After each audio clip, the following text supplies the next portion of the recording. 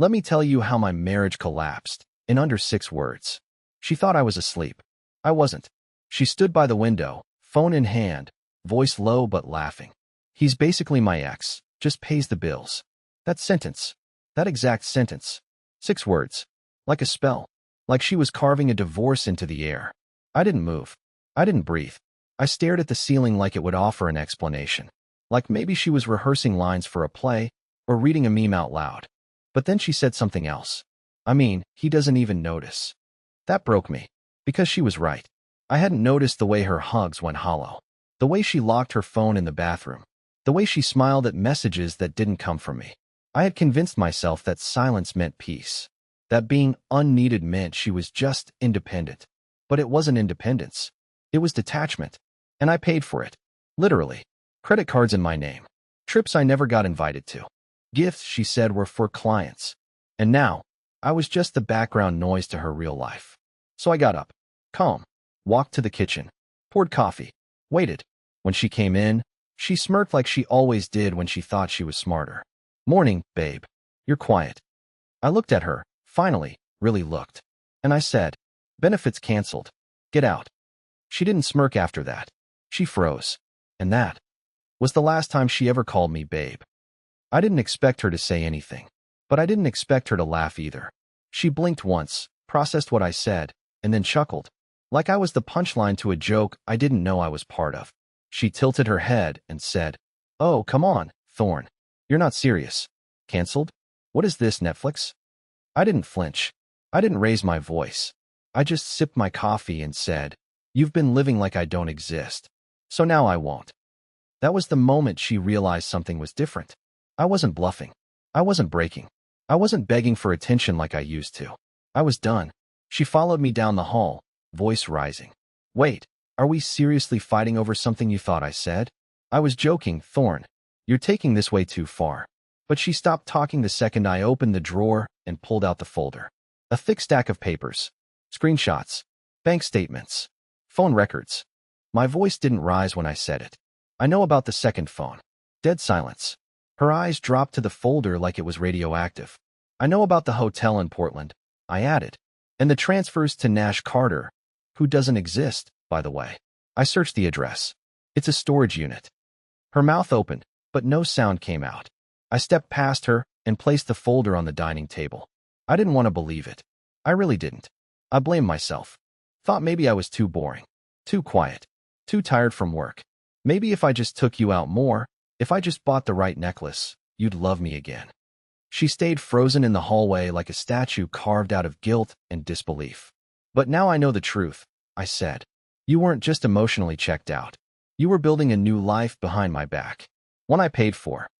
Her voice finally came back, brittle and panicked. Thorne, stop. Please. We can talk about this. You misunderstood. I misunderstood how deep your betrayal went, I said coldly. But not anymore. That was when she started crying. And that hurt more than anything. Because even her tears didn't look real. They looked performed. Like she'd practiced this version of damage control before. And maybe she had. I wasn't looking at my wife anymore. I was looking at a stranger who had rehearsed how to spin her betrayal into an accident. And I wasn't going to let her. She followed me around the house like a ghost trapped in the wrong dimension, half whispering apologies that felt stitched together from old movies. I messed up, I know, but we can work through this. We've been through worse, haven't we? I didn't answer. I walked straight into the guest room and unlocked the second drawer of the cabinet, where I had hidden the printed photos. Not just screenshots.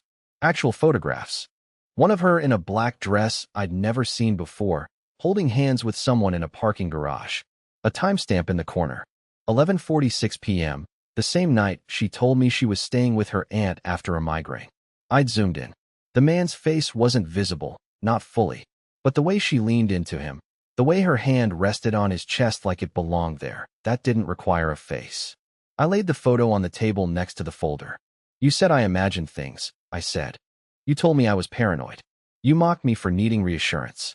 For asking where you were at night. I looked up at her slowly. So tell me, what was his name? She crossed her arms like she was protecting herself from the truth. It was just texting at first. I didn't mean for it to go that far. It just happened. You were so distant, Thorne. I didn't know how to reach you anymore. The moment she said that, something inside me snapped. Not violently, but permanently. That sentence was the final nail in something I didn't even know was being buried. I work 12 hours a day. I keep your name off every bill so your credit doesn't suffer. I pretended not to notice when you started sleeping with your back to me. I gave you space, and you filled it with lies. That's when her tears turned aggressive. Oh, so it's all my fault. You never even asked me how I was doing, Thorn. You never looked at me like you used to. Maybe if you hadn't made everything so transactional. I held up a hand. Don't twist this. Don't you dare. You told someone else I was basically your ex, while still living under my roof, still using my money, still asking me to pick up oat milk on my way home while you were out with someone else. She went quiet. I didn't need more confessions. I didn't need her to name the guy. What I needed now was control, not revenge, not closure. Just a clean break from the illusion that I was building a life with someone who ever saw me as a partner. I stared at her one last time and said, "You can cry all you want, Sarah. But you're not crying because you're sorry. You're crying because you got caught." And then I told her exactly what she never expected to hear next, and it wasn't pack your things. It was worse. It was smarter, and it was going to cost her everything. I didn't yell. I didn't throw anything. I didn't even tell her to leave, because I knew she expected that. She was braced for chaos, hoping to twist it into a story where I was the unstable one. So instead, I walked past her, grabbed my coat, and said 6 words she didn't understand. Not yet. Check the account. Any account. Then I left. I drove to my friend Jaren's place, the only person I trusted enough to help me through this. He's not a lawyer, but he might as well be. Sharp, quiet, and addicted to finding loopholes. 2 weeks earlier, I had told him something wasn't right. Without asking too many questions, he told me to start moving money. Not stealing it, not hiding it, just protecting what was legally mine before it got mysteriously spent. I listened, quietly, carefully, and by the time she figured out what was happening, her credit cards were declined, and the bank account she always used had less than $40 in it. By the time I got to Jaren's place that night, she had already called me 5 times. No voicemails, just missed calls. I stared at the screen and didn't pick up. I sat down on his couch and said, "She thinks I just made a threat." But that wasn't a threat. That was the prelude. That's when Jaren handed me an envelope. Inside, a printed report he'd quietly compiled over the last 6 days. I hadn't asked him to go this far, but he did. Social media timestamps, GPS metadata, screenshots from public Venmo transactions, a short list of usernames she had recently created on certain platforms. One of them linked to someone who definitely wasn't just a friend. I felt the room tilt slightly when I saw the final line. One of the usernames was connected to a family plan under my name, meaning she used my email to register. She'd been this brazen. She slipped up, Jaren said, and I found the guy. I looked at the name and my stomach dropped. It wasn't some stranger. Not someone from the gym. Not an old ex. It was my coworker, a guy I'd actually recommended for a promotion last quarter. I had helped him move into his new apartment. He once asked me if I thought Sarah was intimidating, and I laughed it off. I thought it was a compliment. It wasn't. She had brought him into my home once, during a birthday dinner. He even toasted us. Us. Now everything felt contaminated. I didn't rage. I didn't cry. I just whispered something I never thought I'd hear myself say. This isn't a betrayal. It's an operation. And I was going to shut it down, cleanly, with no screaming, no fists, and no second chances. I didn't sleep that night. Not because I was angry. I had moved past anger. I was calculating now. Everything felt like chess, and I had no intention of playing fair anymore. By morning, I had a new plan.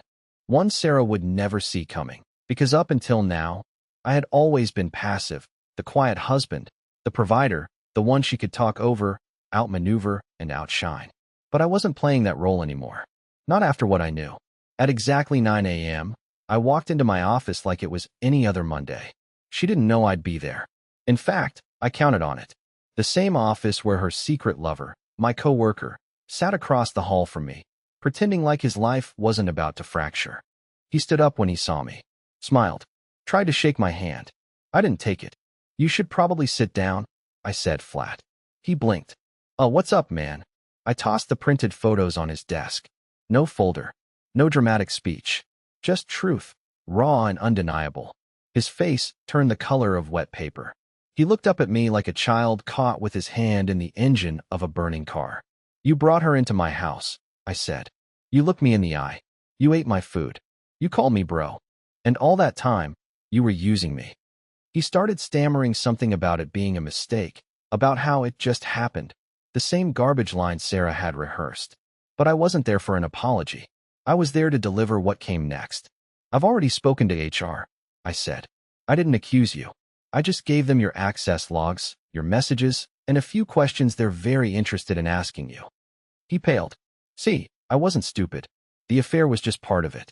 What I discovered in the metadata Jaren pulled, encrypted messages sent during work hours, VPN usage tied to client files, and one flagged keyword related to our company's bidding strategies, suggested something worse. Espionage. And whether it was intentional or just an idiot covering his tracks poorly, it was enough to raise alarms. Serious ones. By noon, he was escorted out of the building. By 3, Sarah was at my office, waiting in the parking lot like a storm without lightning, just wind, spinning in place. I walked right past her, but she grabbed my arm. You ruined his life, she snapped. I stopped, turned to face her slowly. He ruined mine. I just gave it back to him. She followed me, trying to stay composed. So what now? You humiliate both of us, and what? Expect me to beg for your forgiveness? I looked her dead in the eye. I don't expect you to do anything. That's the point. You're not part of this story anymore.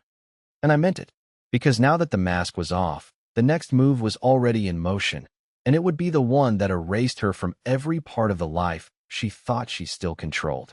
I thought I'd feel something when it all started collapsing around her. Satisfaction, relief, even a sense of closure. But there was nothing. Just silence.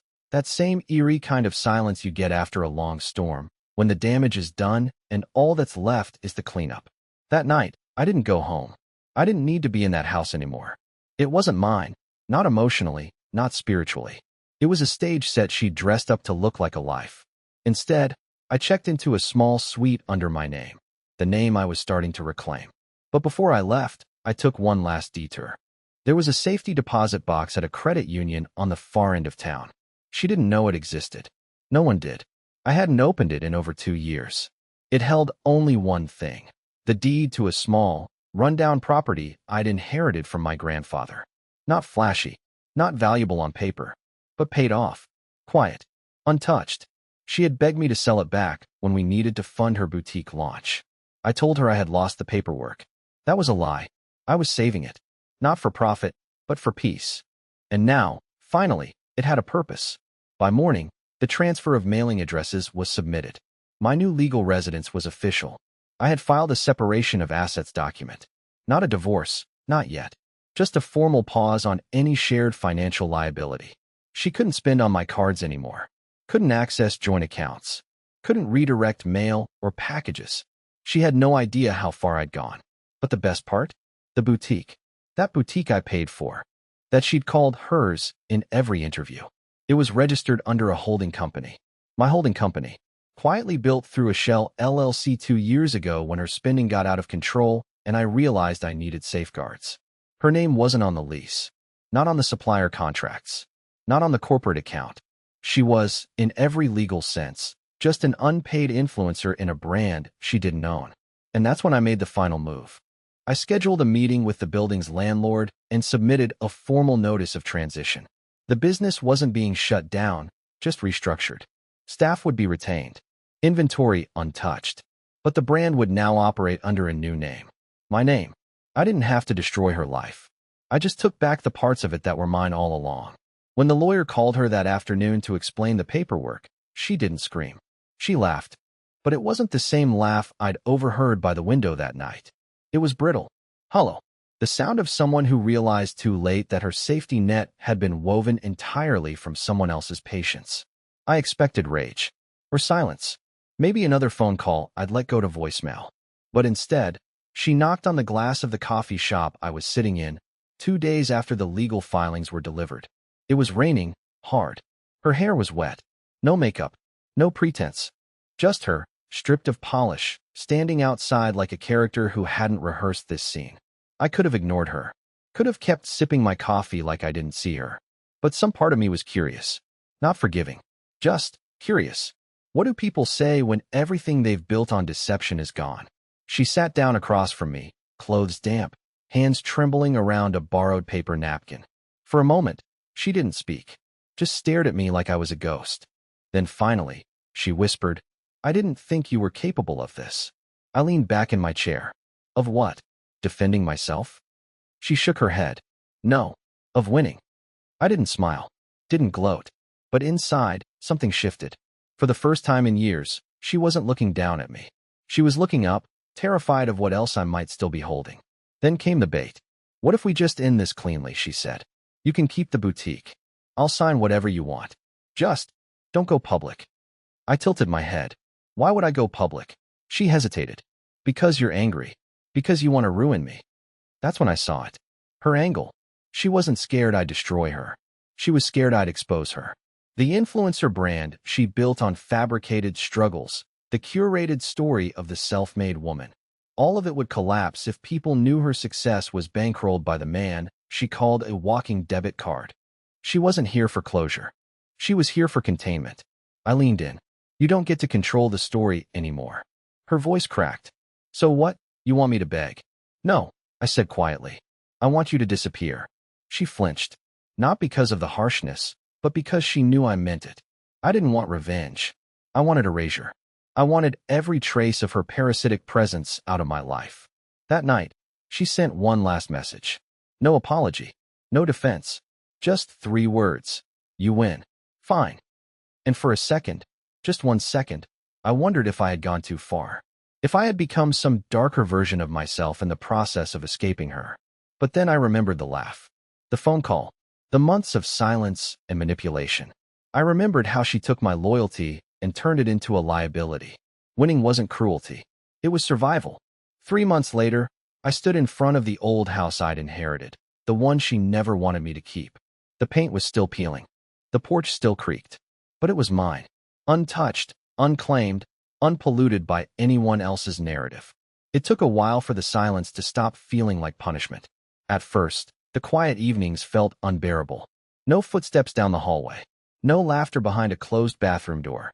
But slowly, I realized something strange was happening. I was healing. Not all at once.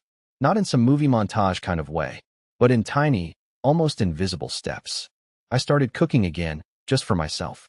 I reconnected with my brother after years of letting that relationship go cold. I started sleeping with the window open, because I wasn't afraid of being cold anymore. And for the first time in over 5 years, I stopped checking someone else's phone for proof that I still mattered. Sarah was gone. Entirely. Legally, emotionally, spiritually. The boutique now had a new name. Something small, something clean. The employees stayed. The brand restructured. And no, I didn't keep it out of spite. I kept it because I finally understood that I'd built something, even when I thought I was invisible. She tried to text me once more, just once. A vague message. No punctuation. Just, "I still don't get it."